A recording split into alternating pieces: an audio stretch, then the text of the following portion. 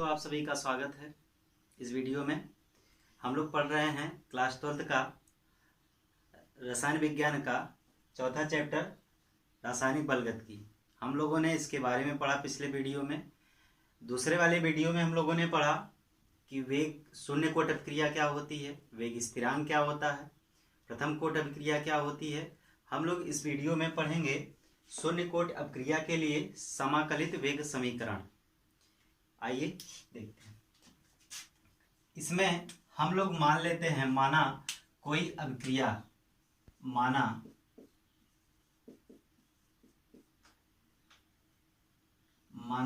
अभिक्रिया, हम लोगों ने अधिकतर अभिक्रिया को ऐसे दर्शाया है R और P से। ये हमारा अभिकारक पद होता है और ये हमारा क्या होता है, उत्पाद पद होता है। ये अभिकारक हो गया और ये उत्पाद हो गया। हम लोग इसकी सहायता से पिछले वीडियो में ये भी पढ़े थे कि क्या होता है, minus D R upon D T बराबर करके हम लोगों ने पढ़ा है कि यन, जहां यन क्या है, अभिक्रिया की क्या होती है, कोटि होती है, अभिक्रिया की कोटि। इसके बारे में हम लोगों ने पढ़ा था, ये हम लोग पिछले वीडियो में पढ़े थे। लेकिन अब इसमें हम लोगों को क्या करना है, समाकलित वेग का निकालना है। तो शून्य कोट अभिक्रिया के लिए निकाल लेते हैं। शून्य कोटि अभिक्रिया, शून्य कोट अभिक्रिया के लिए जो यन का मान होता है वह क्या होता है, शून्य होता है। शून्य कोट अभिक्रिया का मान क्या होता है, यन शून्य होता है। तो यहाँ पे हम लोग इसका मान रख देंगे तो D R upon D T हो जाएगा बराबर करके आर की पावर कितना हो जाएगा, यन हो जाएगा, या डी आर हो जाएगा अपॉन डी टी हो जाएगा बराबर के किसी की घात जब शून्य होती है, किसी की घात जब शून्य होती है तो उसका मान हम लोग कितना मान लेते हैं, एक मान लेते हैं। तो माइनस डी आर बराबर, इसको उधर ले जाएंगे तो माइनस के डी टी हो जाएगा। डी आर बराबर माइनस के डी टी हो जाएगा। दोनों पक्षों का हम लोग क्या कर लेते हैं, समाकलन कर लेते हैं।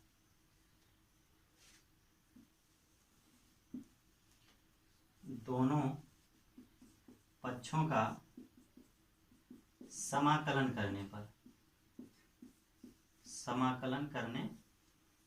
दोनों पक्षों का समाकलन करने पर, दोनों पक्ष में हम लोग इसका समाकलन कर लेते हैं। तो इसको ऐसे लिख लेते हैं, ये आपका हो जाएगा डी आर बराबर माइनस के डी टी हो जाएगा। अब इसमें हम लोग अपर सीमा और लोअर सीमा को पढ़ते हैं, मतलब अपर लिमिट और लोअर लिमिट को पढ़ते हैं। यह समाकलन में हमको पढ़ाया जाता है। मैथ वाले तो जानते हैं, लेकिन बायो वालों को ये कम थोड़ा पता रहता है, इसलिए बायो वाले ज़्यादा ध्यान दें इस पे कि जैसे डी आर ये निम्न सीमा और उच्च सीमा, तो हम लोग लिखेंगे कैसे। तो मान लेते हैं कि जैसे प्रारंभिक अभिक्रिया की प्रारंभिक दूरी, अभिक्रिया प्रारंभिक सांद्रता, जब यह अभिक्रिया शुरू नहीं रहती है, मतलब t बराबर 0 होता है, तो r बराबर हो जाएगा r0। मान लेते हैं कुछ समय व्यतीत होता है तो t बराबर t हो जाएगा, तो ये r बराबर हो जाएगा rt। ये हमको ज्ञात होता है या समाकलन में हमको बताया जाता है। जैसे अभिक्रिया की प्रारंभिक सांद्रता जो होती है t बराबर 0, तो इसमें r बराबर 0 हो जाएगा, इसकी सांद्रता 0 हो जाएगी क्योंकि इसमें बहुत ज्यादा होता नहीं है। लेकिन कुछ समय व्यतीत मान लेते हैं t समय पश्चात, इसमें r बराबर क्या लिख देंगे, rt। इसकी उच्च सीमा rt हो जाएगी और निम्न सीमा क्या हो जाएगा, r0 हो जाएगा। यहाँ पे हो जाएगा r0 और यहाँ पे हो जाएगा rt। यहाँ पे 0 हो जाएगा और यहाँ पे समय के लिए क्या हो जाएगा, t हो जाएगा। ये हमको इसमें आ जाएगा। आगे इसमें क्या हो जाएगा, जब इसका समाकलन करेंगे तो यहां से ये हो जाएगा आर, इसकी उच्च सीमा होगी आर टी और निम्न सीमा हो जाएगी आर जीरो बराबर, यहाँ से माइनस कॉमन हो जाता है तो यहाँ पे के भी बाहर जब आ जाएगा तो यहाँ पे हो जाएगा के डी टी, के डी टी हो जाएगा, या कह सकते हैं टी हो जाएगा। तो यहाँ पे टी के लिए ये टी हो जाएगा और ये कितना हो जाएगा, जीरो हो जाएगा। ठीक, अब यहाँ से आगे हम लोग देखते हैं तो यहाँ से इसका जो मान होता है तो आर टी माइनस क्या हो जाएगा, आर जीरो हो जाएगा। आर टी माइनस, क्योंकि देखिए समाकलन वेग में क्या होता है, जैसे समाकलन हम किसी भी अभिक्रिया का करते हैं, समाकलन जब किसी भी अभिक्रिया या किसी भी का होता है तो समाकलन में हम लोग देखते हैं dx बराबर, या इसका इंडिकेशन में जब होता है dx बराबर क्या हो जाता है, x हो जाता है, dy है तो y हो जाता है, और dz है तो क्या हो जाता है, z हो जाता है। इसी प्रकार यहाँ पे इसका r हो जाएगा और इसका क्या हो जाएगा, t हो जाएगा, इसका क्या हो जाएगा, t हो जाएगा। ठीक है, यहां से कहने का मतलब इसी प्रकार से हम लोग निकाल लेते हैं। तो यहां से जो r हो गया आपका, कहने का मतलब यहाँ पे हो जाएगा आर टी माइनस कितना हो जाएगा, आर नॉट बराबर माइनस के, यहाँ पे टी माइनस कितना हो जाएगा, शून्य। टी माइनस कितना हो जाएगा, शून्य हो जाएगा। तो यहाँ पे R T minus R not बराबर माइनस के टी हो जाएगा, या आर टी बराबर हो जाएगा minus K T plus are not. ये आप लोगों का समीकरण हो जाएगा शून्य कोट अभिक्रिया के समाकलित वेग का समीकरण। इतना आप लोग नोट कर लीजिए। आगे इसमें इसका ग्राफ हम बता देते हैं, ये इसमें लिख लेंगे शून्य कोट अभिक्रिया के लिए समाकलित वेग समीकरण। ये आपका होता है शून्य कोटि अभिक्रिया के लिए समाकलित समीकरण, इसको कहा जाता है। एक बार पुनः देख लीजिए आप सभी लोग कि मान लेते हैं कोई अभिक्रिया आर पी है, ये आर है और ये पी है, ये आपका अभिकारक पद हो गया, ये आपका क्या हो गया, उत्पाद पद हो गया।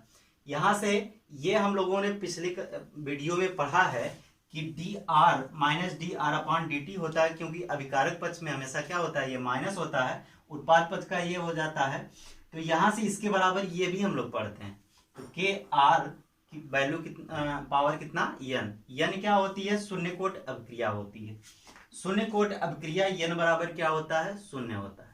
यहां से डी आर अपॉन क्या हो जाएगा, डी टी बराबर के आर की पावर कितना हो जाएगा, एन हो जाएगा, minus D R upon D T बराबर के आर की वैल्यू, यहाँ पे इसकी घात जीरो है तो इसका मान कितना हो जाएगा, एक हो जाएगा, क्योंकि किसी की पावर जीरो होती है तो उसका मान एक हो जाता है। डी आर बराबर माइनस के डी टी हो जाएगा।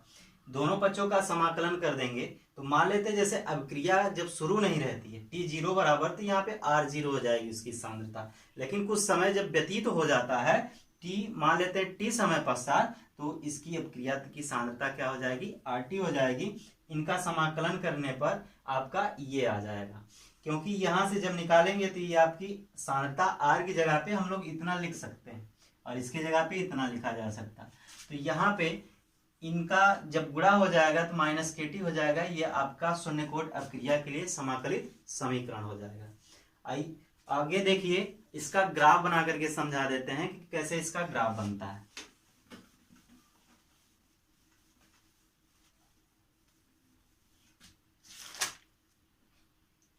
जैसे मान लेते हैं कोई अभिक्रिया हो गई, या हम लोग सरल रेखा पढ़ते तो उसमें क्या होता है, mx प्लस सी होता है।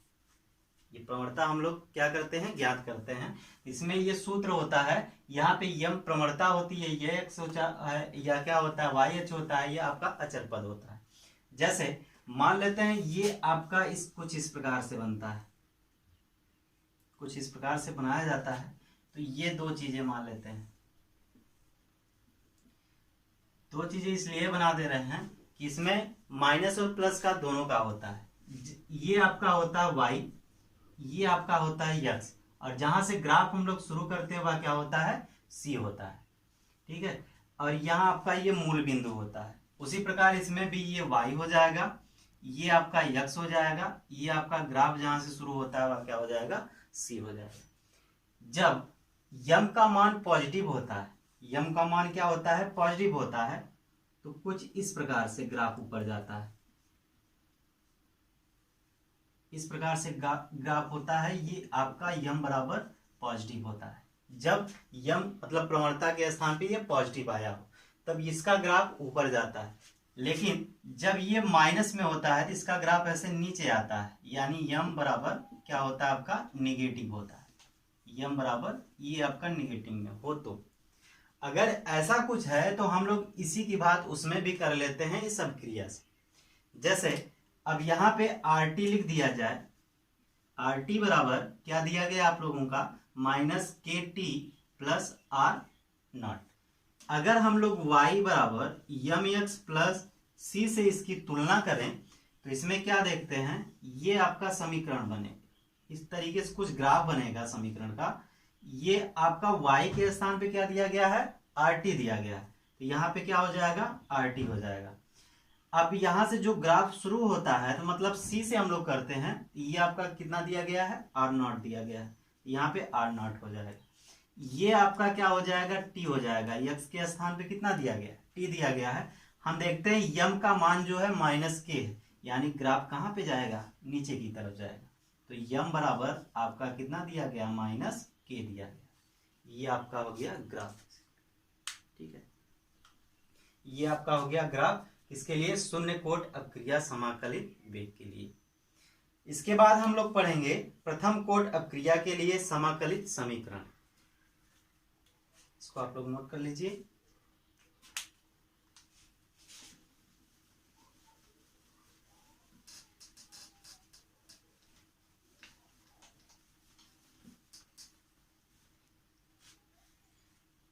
इसमें हम लोग पढ़ेंगे प्रथम कोट अभिक्रिया के लिए, प्रथम कोट अभिक्रिया के लिए समाकलित समीकरण पढ़ेंगे। इसमें भी हम लोग मान लेते हैं कोई अभिक्रिया दी गई है, माना अभिक्रिया ये R है और ये आपका क्या है, P है, प्रोडक्ट हो गया, R हो गया, ये क्या हो गया, P, मतलब ये अभिकारक पद हो गया और ये क्या हो गया, आपका उत्पाद हो गया।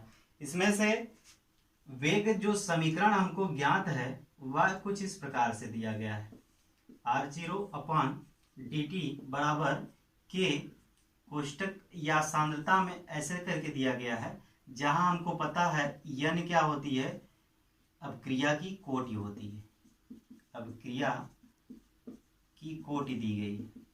यह हमको इसमें हम लोग पिछले वीडियो में पढ़े हैं, n क्या होता है, ये होती है अपक्रिया की कोटि, चाहे वह प्रथम कोट अपक्रिया के लिए हो चाहे वह शून्य कोट अपक्रिया के लिए हो। तो अगर प्रथम कोट अपक्रिया है तो n बराबर 1 रखते हैं, शून्य कोट अपक्रिया है तो 0 रखा जाता है, द्वितीय कोट अपक्रिया है तो 2 रखा जाता है।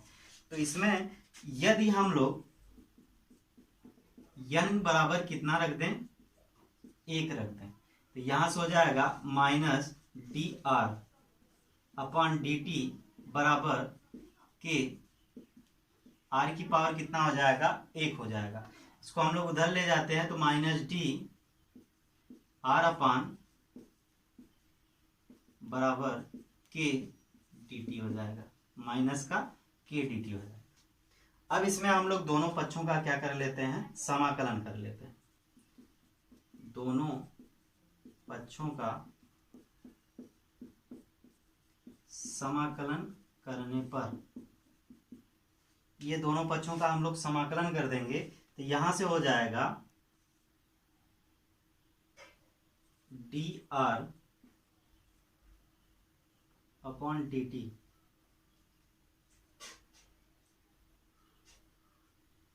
d/r बराबर -K dt, ये आपका दिया गया। यहां से इसके लिए लोअर सीमा क्या हो जाएगी, यहाँ पे R0 हो जाएगी और उच्च सीमा RT हो जाएगी। यहाँ पे 0 हो जाएगा और यहाँ पे क्या हो जाएगा, आपका T हो जाएगा। जब इसमें से हम लोग निकालते हैं, जैसे अलग करते हैं सूत्रों को, तो इसमें क्या होता है, इसमें भी यहाँ पे मान करके आप लोग यहाँ पे अपने समझने के लिए लिख लीजिएगा कि माना t अगर बराबर 0 है तो r की सांद्रता क्या हो जाएगी, r0 हो जाएगी। यदि t बराबर 1 दिया गया है तो r की सांद्रता क्या हो जाएगी, rt हो जाएगी। कुछ इस प्रकार से हो जाएगी। ठीक है। सूत्र इसमें, समाकलन सूत्र इसमें क्या यूज होता है, जैसे सूत्र का प्रयोग हम लोग करते हैं, जैसे मैथ वाले छात्रों को तो पता होता है, लेकिन बायो वाले छात्र इसके बारे में ज़्यादा नहीं जानते हैं, तो इसके लिए हम लोग सूत्र यहाँ पे लिख लेते हैं। अगर dx अपान यक्स हो, इसके लिए ln यक्स होता है, और यहाँ पे अगर log ex हो, इसके लिए ln यक्स होता है। log यक्स हो तो यहाँ पे इसका मान log यक्स होता है। कुछ इस प्रकार से होता है। तो इसका मान हम लोग देखते हैं, तो यहाँ पे लिखेंगे तो हो जाएगा आपका ln r rt अपान r0 बराबर के, यहाँ पे t हो जाएगा 0t हो जाएगा। यहाँ से आगे करेंगे तो यहाँ से ln आपका हो जाएगा ln, और यहाँ पे हम लोग क्या लिखेंगे, पहले उच्च सीमा rt माइनस ln r0 बराबर यहाँ पे हो जाएगा k माइनस का k हो जाएगा kt हो जाएगा प्लस kt हो जाएगा। यहाँ से ln rt हो जाएगा, बराबर कर देंगे माइनस kt बराबर ये आपका हो जाएगा, या प्लस कर लेंगे ln r0 हो जाएगा। ये आपका समीकरण हो जाएगा, और इसको हम लोग कहेंगे प्रथम कोटि